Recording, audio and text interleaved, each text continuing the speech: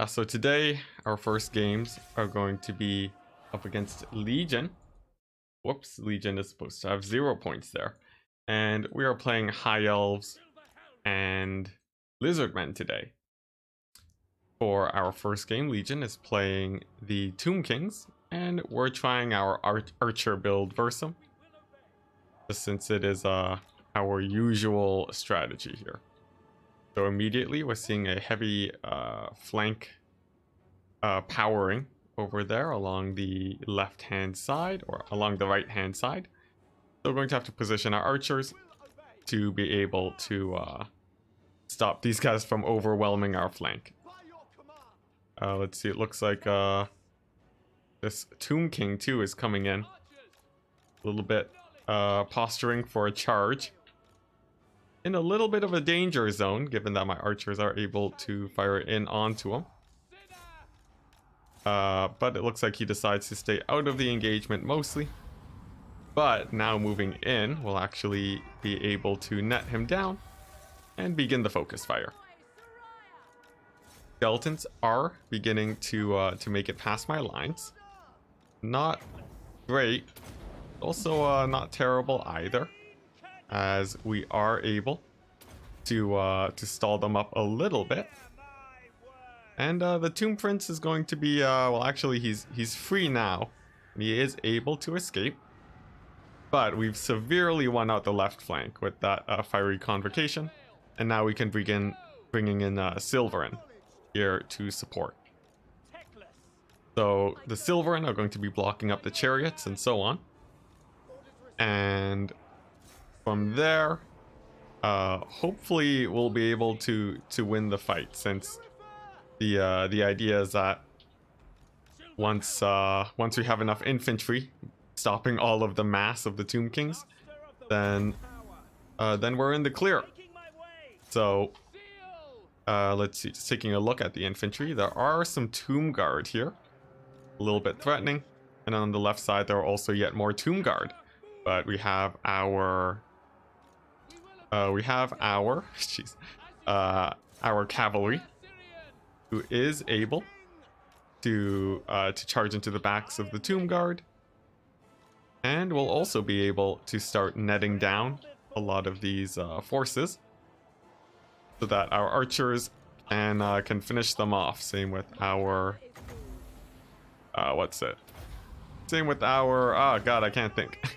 We're netting them down so that our archers can actually shoot them up, and also so that our spearmen can actually catch the chariots. So that's the plan. And with the big net, it means that he can't maneuver into the back line to shut down these 6 range units. And from here, it's just going to be a little bit of focus firing for the victory. We have enough Silverin and spears here, where they'll be having an extremely hard time. And their lord too is just about on the verge of collapsing. The skeleton chariots too won't do great against these Lothran Sea Guard either. So I think we're good. We'll be especially good once the Ushopti crumble away too. But that could be a while. As soon as they do, though, we're going to cast Plague of Rust onto these Necropolis Knights, as they are, I guess they're really just the biggest threat left for us. Since they are engaged with a bunch of cavalry and infantry, I think Plague of Rust now is actually much better. And we're okay using the spells there instead of saving for nets, because the Lord is still extremely low.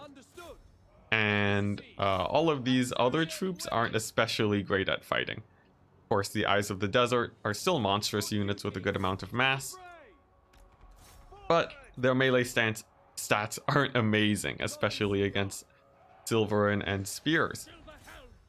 So with that lead, I think we just I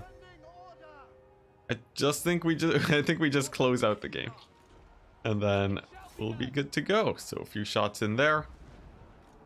They do nicely. The Tomb Prince actually, or the Tomb King actually lived a lot longer than I would have expected. But he does go down too. Even though we weren't able to kill him and give the leadership debuffs, we were able to basically knock him out of the fight for the whole battle there. Let's see, sorry, just a little bit more management. Okay. So yeah, wow, that was I'm not sure. This build seems very hard to deal with. Casket Bow Shopty. That could work, but for this build, I don't know. Like the whole Chariot plus Necropolis Knight strategy does really bad against this many archers. They just can't really collapse in onto the flanks. Not to mention the Silverin will really dominate the front line. So I'm not too sure what Tomb Kings will do here, but whatever. We'll move on. I think probably Nehekar Horsemen are the best option, but we'll have to see. So for our second game against Legion, we're going for Lizardmen against his Vampire Coast. He's brought 2 Carronades, along with a ton of animated hulks, some Fellbats to chase off my Pterodon riders, and a relatively thin zombie frontline. So we're going to be dodging with our heroes and Stegodons to make sure that doesn't get too much damage there. And oh, it looks like there's a Noctilus too. Pretty interesting. But as long as he doesn't have too many scurvy dogs, it means that we can play fairly wide. Let's see, I'm going to put both of my casters on 5 so that they are able to dodge more easily. We're going to advance with the Skink Skirmishers to try and yeah, to try and get into the back so that they can shoot at the animated hulks. We'll summon a Manticore now, and our goal is going to be sniping out Noctilus. Some bats are moving in towards my Pterodon riders now. We'll simply just run away over there. And it's just a mad dive into Noctilus here. Let's see, these red cresteds will do good against the Sirens. And Noctilus is likely in for a rough time now, but we'll have to see. My Croxagore Ancient will be diving in, Manticore too. And soon we'll have our infantry engaged also. Our Pterodon riders are now going to ignore the bats, and instead they're going to fly on top of the handguns and shut them down. Because the handguns are priority targets here. That would be quite yeah, the handguns are quite scary. Their damage is insane. So we're going to land our Pterodon riders on top of them to really make sure that they're not going to be shooting anytime soon. Now there are gaps starting to form too onto the back line of the Vampire Coast, so we'll slip in with our Skinks, and as soon as we can we'll start throwing in more summons. Our Lord isn't getting focused yet, so he's perfectly happy sitting back, and yeah, he's perfectly fine just sitting back and waiting at the ready. And as long as our Stegodons are able to keep the guns shut down, then it means that oh god, there's a lot going on. Our Stegodons are focusing on keeping the guns shut down. Pit of Shades, let's go down on some zombies there.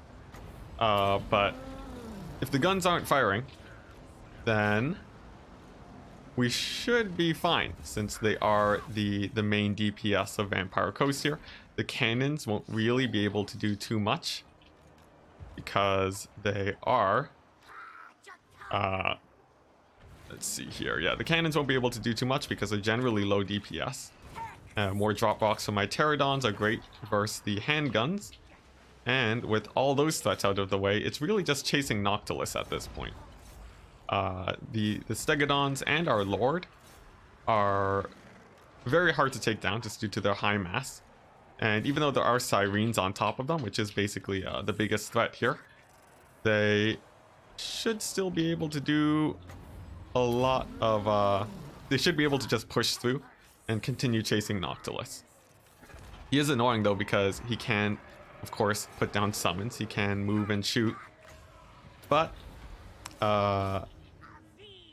even so, he doesn't have a whole ton of priority targets here. So our high mass units can just continue pushing in. We'll send in a Manticore towards Noctilus too. And as soon as we can get these Stegodons unstuck on the cannons, then we should be nice. The front line too has now fully collapsed for the Vampire Coast. And let's see, even though we're a bit lacking in magic damage, we should just have enough infantry forces here to simply win the game outright. Let's see, Manticore will try and get that into position to continue hunting down Noctilus. And the big drop box should do pretty good damage versus Sirens. It looks like decent damage, but not amazing. Nevertheless, we'll still continue pushing in. Our Lord is great for chasing Noctilus. And if we can keep him on the run, that would be nice, but optimally, we should be able to kill him to push the coast units into army losses. So we'll just be diving in and continue to try and continuing to try and path towards him. The animated Hulks aren't too much of a threat, since our Stegodons are much better for since the Stegodons are just very high damage. They just generally stack up quite well versus animated Hulks. And our Lord too is nearly indestructible at this point. He is extremely tanky. And even with the Sirens trying to screen for Noctilus, I don't think it'll be enough.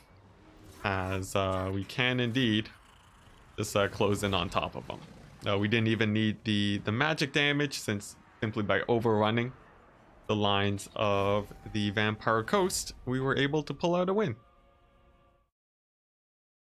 Nice. So the mid game there was a lot for me to manage and actually commentate. Things sort of fell apart there, so we'll go over again generally what the idea there was. The handguns are the main threat here for the Vampire Coast, while my win condition are my Stegodons. The Stegodons are able to run over the animated Hulks. They can kill the handguns. They're generally very scary. We also have the big threat of the Saurus, but with the Stegodon support, they'll be able to win out against animated Hulks. So these guys and my Lord were huge threats. The biggest threat to them were really just the handguns and the cannons, which is why we were very happy sacrificing the Pterodon Riders to make sure they were shut down for as long as possible. You can see I did that fairly effectively due to the fact that none of the handguns managed to pay for themselves. If they had been able to get some volleys off on the Stegodons, I think that would have been a much more rough game. Going for the caster too of Vampire Coast is very important also, since it shuts down summons and healing, which is oh so important for the Sirens. So even though my skink got murdered, we were still able to pull out a win. Now for this game against Skillbang, we're playing Lizardmen against his Empire. We've brought ourselves just a wide front line, with a whole ton of infantry, and a heavy cavalry focus. Our Lord is Krokgar, great for sniping out targets like Franz and other foot characters. And in this case, it looks like my opponent went for Marcus Wolfheart. So in response, it means that our playstyle will have to change at least slightly, since Marcus plus a net and then shots from these handgunners are going to be extremely threatening versus us. We definitely don't want to be taking too much damage on that front. Outriders, although quite strong usually, will trade miserably against our chameleon skinks. So we can play quite aggressively with the skinks, especially since we have cavalry support nearby. Now that our army is pushing up too, going to begin moving with our heroes along the right flank, and this makes it difficult for the cannon to retarget them. As for these outriders, we're chasing them in melee with our chameleon skinks. And we do this because it helps us play more aggressively to actually catch the outriders. Although it does look like we do trade we trade okay versus outriders, but not amazing. I would question if that is a play I would want to do in the future. But for now, it's just focusing on this flank overload. Our chameleon skinks have won the skirmish game. We've also caught a few more pistoliers here, and we're going to start pushing along this right flank. Meanwhile, the Saurus will be diving in, and as the Saurus get into handgun fire, it's very important that we get into the fight as quickly as we can here. The cavalry flanking around and also charging into these swordsmen. Let's see, this left flank here has a huge pull on the Empire side. So we're going to just deny the engagement there as hard as we can as our Saurus collapse into the front line. And at this point, let's see, it looks like we have handgunners firing in on Krotgar. We'll dodge around with him a bit and really try to rout off these halberds. In fact, our front line is ahead enough where I feel like perhaps we don't need to play as aggressively here, and we can just wait for our Saurus to win the day instead, while we just continue flanking around the side. The net has gone down onto my cavalry there, but it means that there is no longer a net for Empire, which means that we can have a huge collapse now with our forces charging the cavalry here and using the Manticore to shoot to dive in on Marcus. In doing so, we've shut down all of the ranged for the Empire, and yeah, and we've broken their leadership. The Saurus have done a great job holding down the front line, and now that Krotgar is actually taking a lot of damage, we'll use his buff to give himself some sweet damage resistance. Meanwhile, we're continuing to try and shut down the range units as best as possible as we rout off the front line of the Empire. So a very careful engagement, but with strong intent of really shutting down the ranged troops. We decided to delay our engagement specifically so that the gunners wouldn't be able to kill Krotgar. And it seems to have paid off, although we didn't do it fully optimally. I think we did it well enough where it is a secured win. The cavalry for the Empire still lives too, which is a little bit threatening, but as long as Krotgar doesn't have too many threats, we should just simply be able to carry out a win here.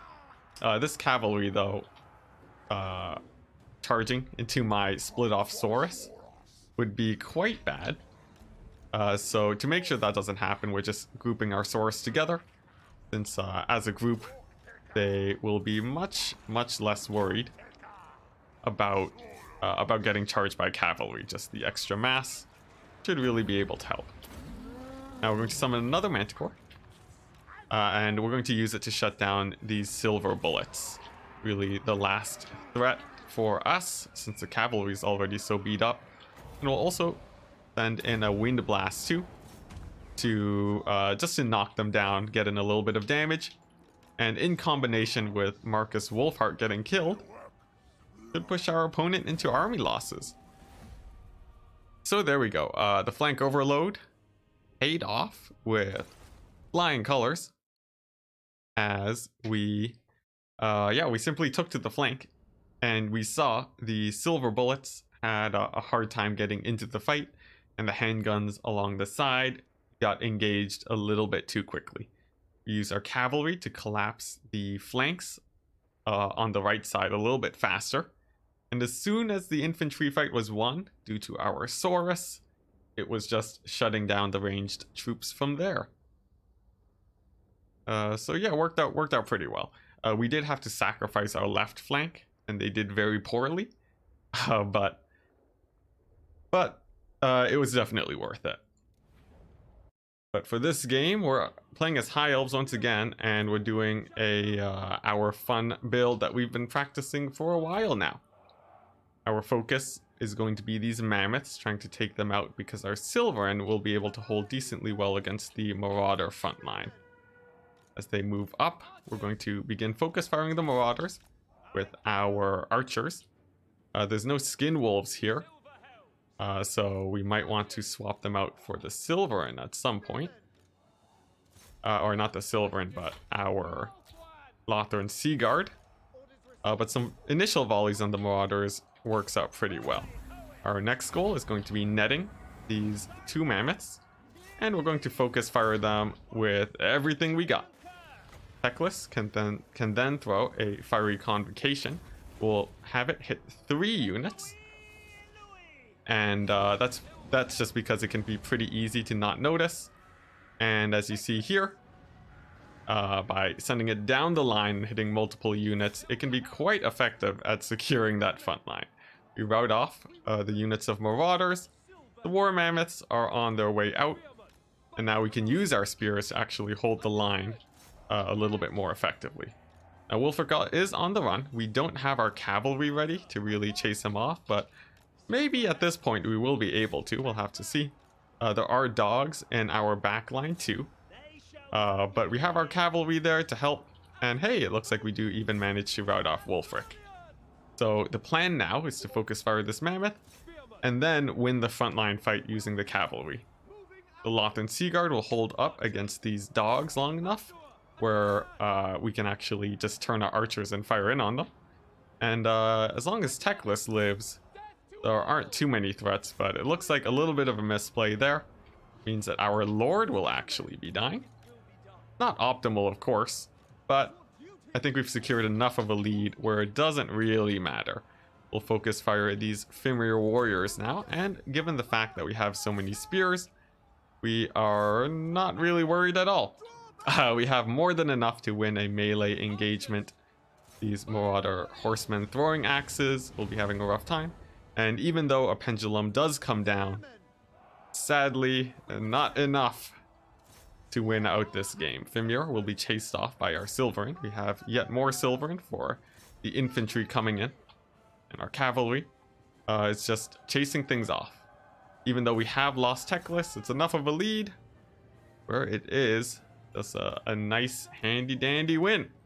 There we go. Absolutely disgusting build. Someone even decides to follow because of it. Absolutely amazing. But man, I can't believe you see such devastation and decide, you know what, I want to see more of this in my life. Because this build is so brutal and awfully effective though. So GG. It's very akin to my play style too. With having played so much Vampire Coast Guns, it's actually, this is one of my most favorite builds in the game, I gotta say. So another win for us. That means that we have won our best of 3 against Skillbang. This build is really good for punishing Norskin builds that don't have a ton of troops.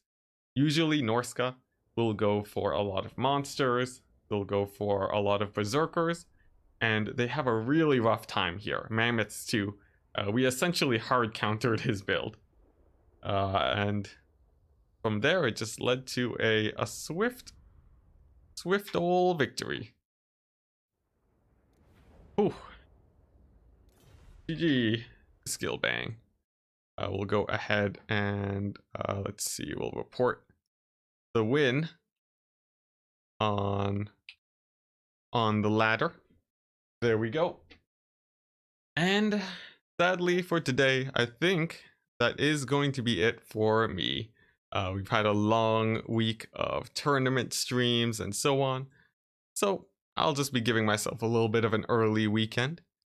For those of you that always want to keep up with the content and to be getting in as much as possible, we will be having the VOD of yesterday's stream down on YouTube. My quick battles will be coming in 15 minutes, and the